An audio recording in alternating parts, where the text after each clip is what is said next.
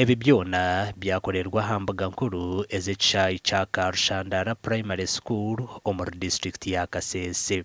Retired Major Jessica Arupo uryo muhezi wa mukuru w'ihanga yahamza abatura ngo Kilembe mines neza kugaruka gukora ekirije kureta hwemerumo. The UPDF Engineering Brigade together with the NEC are now there in Kilembe mines and all the facility to repair the bridges which River Nyamwamba washed, also to repair the energy plant for Kilembe mines, and also to repair those broken pipes which we saw there, but also the infrastructure, so that when the investor comes, Kilembe mines is attractive. Oguyagaruka yagira ngo government eri munekora cyone kiri kubasika okurebeka ngo ikoro rya Hima Cement lyagaruka gukora ngo kuryabire no rukora rutakahire. Accident in Hima Cement.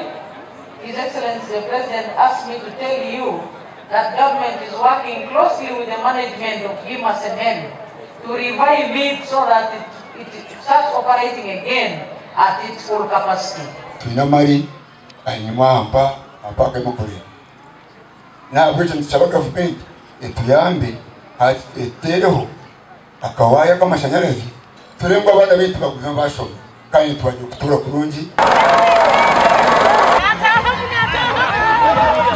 Robin Anabanja orienganzi yihanga yagira ngo government yamaze kushoza sente ezo kugura waya y'amashanyarazi okurinde nyamishwezi. Ebisoro ebikani bibarume njojo nebindi ekyo tukateka mu budget y'omwaka guno esente ezikuja kugura eraiza amashanyarazi wekona wetiriga kitera erugai so tukuja kukora omu district yenu omu district ya Kanungu omu district ezindi ez'omunoza Uganda ekikija kubati. Juma Munezero obira yesimbire omukaruraka atine kibina nawe yayegito mu kibina cya Rwansereza.